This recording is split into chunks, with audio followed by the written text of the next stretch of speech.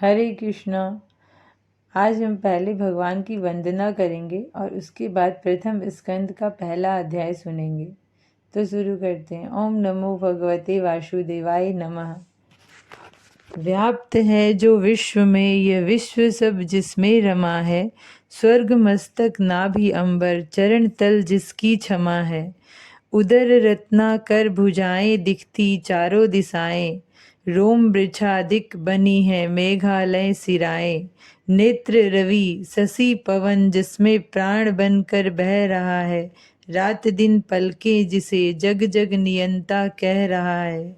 जो अनल मुख सृष्टि के प्रत्येक कण में घूमता है, अरुण अधरों से उषा के नित्य सबको चूमता है निखिल ब्रह्मांड जिसकी एक कौतुक पूर्ण छाया, यंत्रवत सबको चलाती आ रही जिसकी माया। सुर असुर गंधर्व किन्नर नाग नर जिसने बनाए, काल युग ऋतु वर्ष दिन जिस कौतुकी ने है रचाए। गुप्त है जो किंतु सब में सब जगह दिखा प्रगटवन, दूर है इस हेतु दूरी खो रहा अतिशय निकटवन। जान कर भी जीव जिसको जान कुछ पाता नहीं है, खूब समझा है समझ में किंतु जो आता नहीं है। वह अनादि विराट भुवनों का नियंता मौन है क्यों, हम पुकारे जा रहे हैं पूछता वह कौन है क्यों। हाँ उसी को ही नमन कर उठ रही यह लेखनी है, और अब हम सब भक्त को उसकी चमकती देखनी है। ओम नमो भगवते वासुदेवाय नमः। हरे कृष्णा। अब हम पहला अध्याय शुरू करने जा रहे हैं।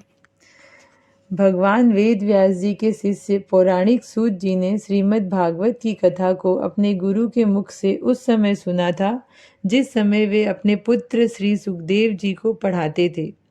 इसके अनंतर जब श्री सुखदेव जी ने राजा परीक्षित से इस कथा को कहा, तब भी सूत जी ने उसे सुना था। इसके कुछ दिन बाद श्री सूत जी उस नेमिसारायण तीर्थ में गए जहाँ सोनकादि 88 सहस्त्र ऋषि मुनि निवास करते थे।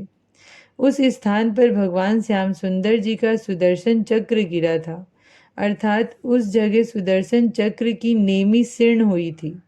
इसी कारण उस स्थान का नाम नेमिसारण्य पड़ गया था, तथा वह इतना पवित्र था कि वहाँ कलयुग का प्रवेश संभव नहीं था।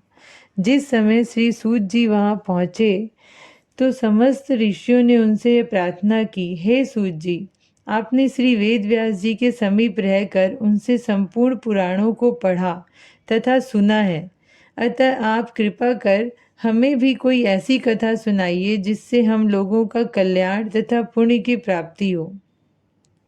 ऋषियों की ऐसी प्रार्थना सुनकर श्री सूत जी ने कहा, हे ऋषियों, जो आदि निरंकार महाप्रभु 14 भुवनों की रचना कर सब जीवों का पालन करते हैं तथा महाप्रलय के समय सब जीवों की चैतन्य आत्मा जिनकी ज्योति में पुनः लीन हो जाती है, जो अपने तेज से स्वयं प्रकाशित रहकर ब्रह्मा तथा शंकर आदि देवताओं को ज्ञान प्रदान करते हैं तथा जिनकी माया के बल पर सृष्टि का संपूर्ण व्यवहार संचालित होता है, उन्हीं आदि ज्योति स्वरूप श्री नारायण जी का ध्यान धरते हुए महामना श्री वेद व्यास जी का यह कहना है कि यह संपूर्ण सांसारिक व्यवहार मिथ्या होने पर भी परमेश्वर की बलवती माया के भुलावे में सब लोग पड़े हुए हैं। श्रीमद् भागवत में ऐसे परम धर्म का वर्णन किया गया है जिसके कारण कपट तथा लोभ आदि समूल नष्ट हो जाते हैं। उसमें ऐसे निर्गुण धर्मों का वर्णन है जिनके पालन से तीनों प्रकार के ताप तथा पाप नष्ट हो जाते हैं और सांसारिक प्राणी देवता नवग्रह शत्रु एवं मन के संकल्प विकल्पों के भय से छूटकर कल्याण को प्राप्त करता है। अन्य युगों में वर्षों तक यज्ञ तप तथा पूजन करने के पश्चात श्री भगवान श्याम सुंदर के प्रति प्रीति उत्पन्न होती थी, परंतु कलयुग में केवल इस अमृत रूपी कथा के पढ़ने तथा सुनने से ही मनुष्य के हृदय में श्री नारायण जी के श्री चरणों का वास हो जाता है। अतः श्रीमद् भागवत को संपूर्ण वेदों का सार एवं कल्प वृक्ष के समान समझना चाहिए। इस कथा को श्री सुखदेव जी ने राजा परीक्षित से कहा था। इस प्रकार संसार का कल्याण करने के निमित्त यह अमृत फल प्रकट हुआ। बोलो कृष्णचंद्र भगवान की जय। श्री सूत जी बोले, हे ऋषियों, इस प्रकार श्री व्यास जी अपने शिष्यों से कहते हैं कि तुम लोग इस अमृत फल के रस को कानों की राह निरंतर पान करो। जिस प्रकार संसार में मीठे फलों को तोता काट कर खा लेता है, उसी प्रकार सुखदेव जी ने इस अमृत रूपी कथा को, जो बैकुंठ का परम सुख प्रदान करने वाली है, अत्यंत मीठी समझकर खा लिया था। तदुपरांत उन्होंने इसे लोक कल्याण के हेतु संसार में प्रकट किया है। श्री सूत जी के मुख से यह इतिहास सुनकर सौनकादि ऋषियों ने धन्य धन्य शब्द का उच्चारण किया।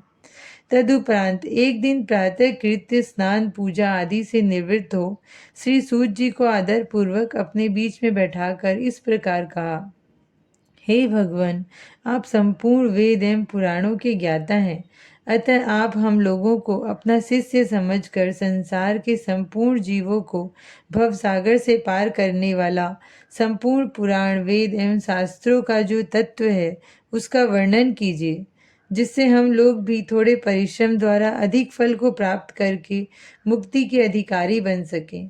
इसके साथ ही आप हमें यह भी बतलाने की कृपा कीजिए कि जिन पर ब्रह्म महाप्रभु का केवल नाम लेने मात्र से ही संसारी जीवों का उद्धार हो जाता है, उन्हीं परमेश्वर ने मर्त्य लोक में आकर देवकी के गर्भ से जो सगुण अवतार लिया, उसका कारण क्या था?